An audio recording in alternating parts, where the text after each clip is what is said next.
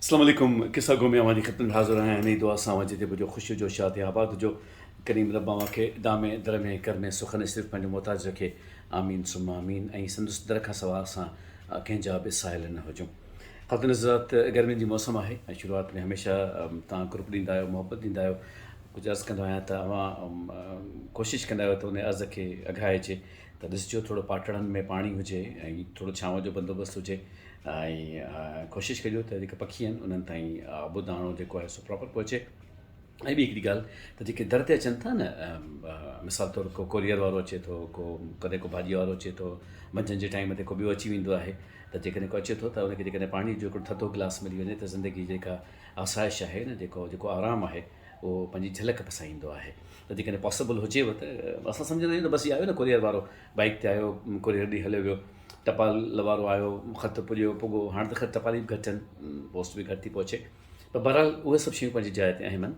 त जेकॾहिं तव्हांखे टाइम हुजे ऐं तव्हां मुनासिबु सम्झो ऐं तव्हां वटि फीज़िबिलिटी हुजे, बंदोबस्तु हुजे तव्हां वटि, महिरबानी करे पाणी जो हिकिड़ो गिलास उन्हनि खे ज़रूरु पीआरिजो। शदीद गर्मी आहे। ऐं ॿियो बि हिकिड़ो अर्ज़ु मां हमेशह मूंखे कंदो आहियां त जेकर तव्हां ट्रैवल कयो पिया था त पंहिंजी गाॾीअ में हिकिड़ी बोतल इज़ाफ़ी पाणी जी ज़रूरु रखंदा कयो। रस्ते ते कंहिंजी का बाइक पंचर थियल आहे ऐं कंहिंजो पेट्रोल खुटी पियो आहे, धिके पियो त पंहिंजी गाॾीअ खे किथे कंहिं फैमिली खे कोई इशू आहे, गाॾीअ में किथे बोतल थी सघे थो पाणी न हुजे त उते तव्हांजी जेका नंढड़ी बोतल आहे या हिन गर्मीअ में नंढड़े सुरूर जो सर्दीअ जो एहतमाम करे सघे थी। ज़िंदगी में ईअं हूंदो आहे त अव्हां हुकुम कंदा आहियो त हिननि मौज़ुअनि ते ॻाल्हायो, हुननि ते ॻाल्हायो, ऐं पंहिंजे वित आहे हिकिड़ी कोशिशि हूंदी आहे त माण्हू जंहिं मौज़ूअ ते सम्झी सघे थो त थोरी घणी रब साईं इनायत कई आहे, इनायत ख़ैर न घणी कई आहे, त उहो इज़हार ख़्यालु अव्हांजे साम्हूं कजे। किथे कंहिं दोस्त इहो फरमायो त तव्हां बेवफ़ाइनि ते छो कोन था ॻाल्हायो, त माण्हू बेवफ़ाई छो कंदा आहिनि। हाणे ज़िंदगीअ में हिकिड़ी ॻाल्हि त सॉरी तमामु अजीब सम्झ में ईंदी आहे, मुंहिंजो पेरु लॻो शायदि इन करे कैमरा लॾी वियो, त असां हमेशह साम्हूं वारे खे बेवफ़ा चवंदा आहियूं त हुन मूंसां बेवफ़ाई कई। दिलि में न कजो, थोरो ॻाल्हायूं था। जेको फ़क़ीर वटि आहे उहो जेको हड़ में आहे सो तव्हांजे कशकोल में जेको आहे सो अव्हांजी कटनी में पेश कजे थो। त असीं सम्झंदा आहियूं त जेको वफ़ा जो मरहलो आहे उन वफ़ा जे मरहले में असीं हमेशह कामयाबु हूंदा आहियूं ऐं साम्हूं वारो नाकाम हूंदो आहे, इन करे उहो बेवफ़ा हूंदो आहे। हाणे वफ़ा छा आहे? वफ़ा दरअसल उहा सोच आहे, उहो यकीन आहे, उहा उमेदु आहे त जेको बि साथ वारो आहे सो हर हाल में साथ वारो हूंदो, निभाईंदो। निभाइण जी हिकिड़ी सोच हूंदी आहे त भई पॉज़िटिविटी हिकिड़ी असांजे अंदरि में हूंदी आहे त उहो जेको निभाइण जो अमल आहे उहो असां थींदो। हाल कहिड़ो बि हुजे हीअ असांखे छॾे कोन वेंदो ऐं गॾु हूंदो, ऐं वफ़ा जो सिरिश्तो जेको आहे सो बुलंद तरीन हूंदो। हाणे घणो करे वफ़ाउनि जो ज़िक्र मोहबतुनि में कंदा आहिनि, बेवफ़ाई मोहबतुनि में थींदी आहे। नफ़रतुनि में बेवफ़ाई तव्हां कॾहिं कोन ॿुधी हूंदी त के चए त सही नफ़रत में मूंसां बेवफ़ाई करे वियो। नफ़रत त हिकिड़ी ॿी शइ आहे। माना असां सम्झूं था त जेको बेस असांजो ग्राउंड आहे उहो असांजी मोहबत आहे, जेका दरअसल जंहिंजे बारे में असां सोचींदा आहियूं त हिन मोहबत में असां सां वफ़ा भले पई आहे या वफ़ा न आहे भले बेवफ़ाई थी आहे। उनजो हिकिड़ो पर्सपेक्टिव इहो हूंदो आहे त असां सोचींदा आहियूं त असां मोहबत कयूं था त साम्हूं वारो बि मोहबत करे। जेतिरी असां मोहबत कयूं था ओतिरी मोहबत असांखे पले पवे। हाणे इहे सभु शयूं थोरो ध्यान में रखंदा वञो त असां सोचींदा आहियूं त असां प्यारु कयूं त असां सां प्यारु कयो वञे, असां जेतिरो प्यारु कयूं असां सां ओतिरो प्यारु कयो वञे। किथे किथे इहा ख़्वाहिश हूंदी आहे त असां सां वधीक प्यारु छो कोन थो कयो वञे। तव्हां ॾिठो हूंदो त माण्हू कंप्लेन कंदा आहिनि त मूंखे प्यार ई कोन मिलियो आहे, मूंखे मोहबत ई कोन मिली आहे, मूंखे कंहिं भाए ई कोन्हे को। हलो उहा त हिकिड़ी ॿी ॻाल्हि थी वई, पर जेको मूंसां भाए पे में हलियो आहे, जेको मोहबत में हलियो आहे, उन वफ़ा न कई आहे मूंसां। पर्सपेक्टिव इहो थो थिए त असां सोचींदा आहियूं त जेको असां चाहियूं था न उहो असांखे पलाए पवे, गॾो गॾु हलंदो रहे। पर इंसानु आहे, अलाए केतिरियूं शयूं जंहिंमें लकीर अची वञे थी, दराड़ अची वञे थी। जेको दिलि जो शीशो आहे न, दिलि जो शीशो भॻो जुड़ी न सघियो। अलाह अकबर, सो साहब फरमाइनि था, सोज़ हालई साहब हाला में आसूदे ख़ाक आहिनि, वॾो शाइर सिंध जो, चए थो त दिलि जो शीशो भॻो जुड़ी न सघियो, शहर में तोड़े शीशा घर आहे। न चाहतुनि जा हिते गुलाब ठड़नि, शहर कोई गुलाब घर आहे। शहर जाना मां थियो गुज़र आहे, दिलि जी हालति अजीब तर आहे। दिलि जी हालति अजीब तर छो हूंदी आहे? इन करे त असांखे हिकिड़ी एक्सपेक्टेशन हूंदी आहे त हीअ छा आहे। तव्हां नोट कयो आहे, तव्हां कॾहिं इन ॻाल्हि ते गौर कयो आहे त जिन सां असां मोहबत कंदा आहियूं, जिन सां असांजो शदीद तरीन चाह हूंदो आहे, उन्हनि जी हर का शइ असांखे मोतबर लॻंदी आहे। मिसाल तौरु हुन घिटीअ मां गुज़र थींदो आहे त उहो घिटी कमाल हूंदी आहे। पोइ कॾहिं ईअं महसूसु थियो आहे त को अहिड़ी बि ज़िंदगी में घड़ी अचे थी जॾहिं माण्हू हुन घिटीअ मां गुज़री वेंदो आहे त हुन घर जो बि अहसासु कोन्ह थींदो आहे त हिते उहो घरु हूंदो हुयो, घर त पंहिंजी जाइ ते मौजूदु आहे, उहो अहसासु न हूंदो आहे। उहे वफ़ाऊं खे ॿिए पासे लड़ी वेंदियूं आहिनि। वफ़ा छा? वापसीअ जो अहसासु, उहो मोट जो अहसासु, उहो ख़ुशि ख़ैर वाफ़ियत अंदरि जी, जंहिंमें ख़बर पए त असांजूं विखूं गॾु कयल आहिनि। हाणे जेका इहा कंप्लेन हूंदी आहे, जेका जो मूं तव्हांखे अर्ज़ु कयो त असां सां बेवफ़ाई थिए थी, त उन जे लाइ ज़रूरी आहे त इंसान खे पंहिंजे पाण सां गुफ़्तगू करण जो हौसलो हुजे। माण्हू पंहिंजे पाण सां ॻाल्हाइण जो सिस्टम रखंदो हुजे, सम्झंदो हुजे त मूंखे पंहिंजे पाण सां ॻाल्हाइणु घुरिजे। जॾहिं बि असां ख़ातिन हज़रात पंहिंजो पाण सां ॻाल्हाइण जे मरहले मां टपी वियासीं न, मतिलबु जंहिं महिल असांखे सम्झ में अची वई न त असां जेका ॻाल्हि कयूं पिया त उनजो जवाबु असांखे छा थो मिले, त पोइ असांखे बेवफ़ाइनि ऐं वफ़ाउनि जी पूरी ख़बर पइजी वेंदी। जेकॾहिं पूरी ख़बर न बि पई न, त बि ॻच हिसो असांखे सम्झ में अची वेंदो त इहो जेको तवाज़ुन जेको अनबैलेंस थियो, ग़ैर मुतवाज़िन जेको कुझु थियो, त छा थियो, असांजो केतिरो हिसो हुयो, समोरे जो केतिरो हिसो आहे। पहिरीं बसि क्यों चयो हूंदो न त अपनी तोड़ निभा उसकी वो जाने, पंहिंजो निभाइजे, पंहिंजे हिसाब सां गुज़ारिजे।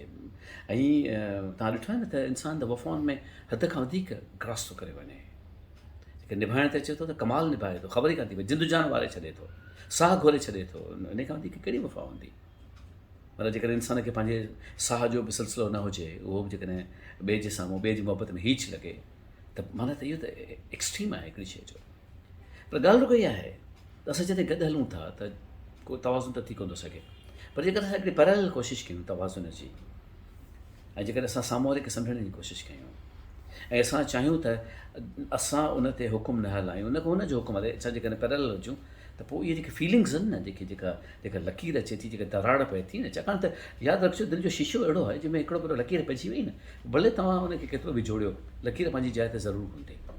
मां तव्हांखे पहिरीं बस कयो न त ज़िंदगीअ में के शयूं अहिड़ियूं हूंदियूं आहिनि जेके तमामु हैरत अंगेज़ हूंदियूं आहिनि। मिसाल तौरु माण्हू बेइज़ती विसारे वेंदो आहे, टोक न विसारे सघंदो आहे। मूं इहा 1000 बार वारी ख़तम में अर्ज़ु कयो आहे त बेइज़ती विसरी वेंदी आहे, टोक जेका आहे सा यादि रहंदी आहे त हिन मूं त हीअ टोक कई हुई।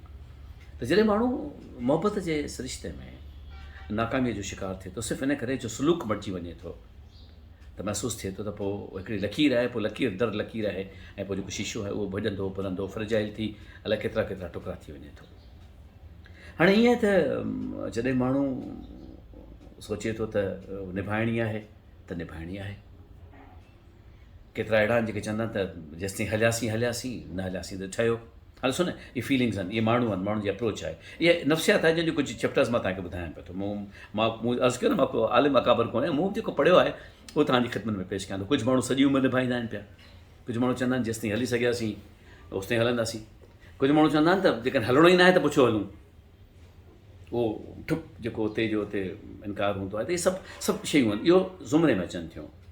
वफ़ा तोड़ ताईं निभाइणु, वफ़ा ओसिताईं निभाइणु जेसिताईं सिलसिलो हले। इहा ख़बर आहे त वफ़ा थी कोन सघंदी, इन करे पहिरीं जिंद जान छॾाइणु। हाणे हिते कंहिं असांजी महिरबानी पुछो त तव्हां वफ़ाउनि जे बारे में असांखे केतिरो ॿुधाए सघो था, त मां सम्झां थो त वफ़ा जे बारे में छा ॿुधाए सघिजे थो। जेको कुझु ज़हन में हुयो उहो तव्हांजी ख़िदमत में अर्ज़ु कयूं। पर असीं रिश्तनि जो क़दुरु करणु सिखूं। ख़ातिन हज़रात, असीं रिश्तनि जो क़दुरु करणु सिखूं त ज़िंदगीअ में वफ़ाऊं सदाईं भलाए पवंदियूं। असां जेकॾहिं रिश्तनि जो क़दुरु करणु कोन सिखंदासीं न, त असांजी हयाती में वफ़ा पलाए कोन पवंदी आहे। हयाती अलाए छो अलॻि थी वेंदी आहे। तव्हां ॾिठो न, नंढियूं नंढियूं ॻाल्हियूं हूंदियूं आहिनि, अंदर में वफ़ा हूंदी आहे, पर उहो साम्हूं अची कोन सघंदी आहे, निभिजी न सघंदी आहे।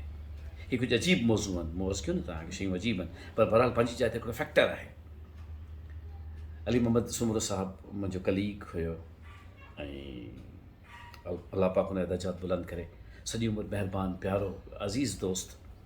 उन ॻाल्हि कई त हुनजो शायदि वॾो चाचो ऐं विचो चाचो, उन्हनि में पाण में हिकु नाराज़गी थी वई। ॿई भाउर शदीद तरीन हिक ॿिए सां प्यारु कंदा हुया, पर हिकु ॻाल्हि थी वई, विच में भित अची वई, अलॻि अलॻि थी विया सभई, ऐं विछोड़ो कुझु अहिड़ो तवील थी वियो जो ॿिन्ही ख़ानदाननि में को मतिलबु को रिवायती तौर ते 15-20 सालनि में को विछोड़ो पइजी वियो। ॿार वॾा थी विया, उन्हनि जूं शादियूं बि थी वियूं, पर सभु अलॻि अलॻि हुया, वेझो न आया माज़र सां। त हिकिड़े ॾींहुं छा थियो त वॾे भाउ जी तबियत ॾाढी ख़राबु हुई।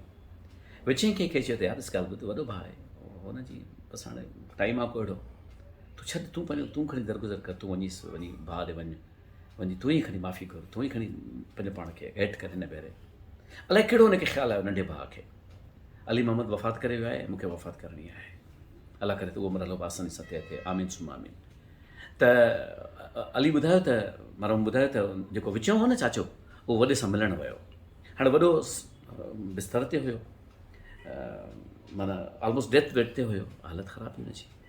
सो विचें भाउ न जीअं भाउ खे ॾिठो, सो भाकुर पाए ऐं रोई, मतिलबु अखियुनि मां ॻोढ़ा कढी चई, अदा तुंहिंजो अहिड़ो हाल थी वियो।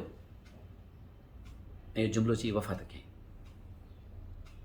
जेको सिहतमंद हो न उन वफ़ात कई, जेको बीमार हुयो सो बिस्तरे ते हुयो, जंहिंजी अयादत लाइ उहो आयो हुयो, ऐं उन बि 2 कलाकनि खां पोइ वफ़ात कई। हली ॿुधायो त 2 जनाज़ा गॾु निकिता हुया घरां। अंदर में वफ़ा हुई, मोहबत हुई, निभाइण जो सिलसिलो हुयो। उनखे तव्हां ॾिठो त ख़िलाफ़ अची वेंदा आहिनि ॿाहिरां। असां जेका शिकायत कंदा आहियूं न, हिन मूंसां न निभायो आहे, मूंसां वफ़ा नथो करे, अलाए केतिरा पर्सपेक्टिव हूंदा आहिनि, अलाए केतिरो। ऐं वफ़ा ते तुंहिंजी बेवफ़ा सभु एतबार वया हलिया, वही दिलि जी बाहि विसामिजी मुंहिंजे दिलि मां प्यार वया हलिया। अली मोहम्मद मजरूर साहिबु फरमाईंदा, रजब अली ॾाढो हसीन ॻायो आहे। त मूंखे रुॻो एतिरो तव्हांखे हस करिणो आहे त वफ़ा मोहबत जो एतबार आहे, मोहबत जी फीलिंग आहे, गॾु हलण जो अहसासु आहे। हाणे उन में जेकॾहिं बेवफ़ाई थिए थी त सोचणु घुरिजे त उन में मुंहिंजो केतिरो हिसो आहे। हमेशह कोशिशि कजे त जेको ॿिए खे क़सूरवार करिणो आहे उनखां थोरो जेकॾहिं पासो हुजे त वधीक बहितर थी वेंदो। बशर्ते ईंदड़ हफ़्ते अवां जी ख़िदमत में हाज़िर थींदासीं त 100th एपिसोड हूंदो किसा गो जो, जेको अॼु हुजणु घुरिजे, पर दरअसल हिकिड़ो हफ़्तो असां तव्हांखां मोकल वरिती हुई। ज़िंदगी रही त इंशाअल्लाह जी हुन में हाज़िर ख़िदमत थींदासीं। तव्हांजी समातुनि ते का ख़राश आई हुजे, मुंहिंजो लबो लहजो सुठो न लॻो हुजे, मुंहिंजे पारां खे बेवफ़ाई जो अहसासु थियो हुजे त मां तव्हांखां माफ़ी घुरां थो। करीम रब अवां खे दामे दर में घर में सुख ने सिर्फ़ु पंहिंजो मोहताज रखंदो। फ़ी अमान अल्लाह, अल्लाह भाई सदाईं कर।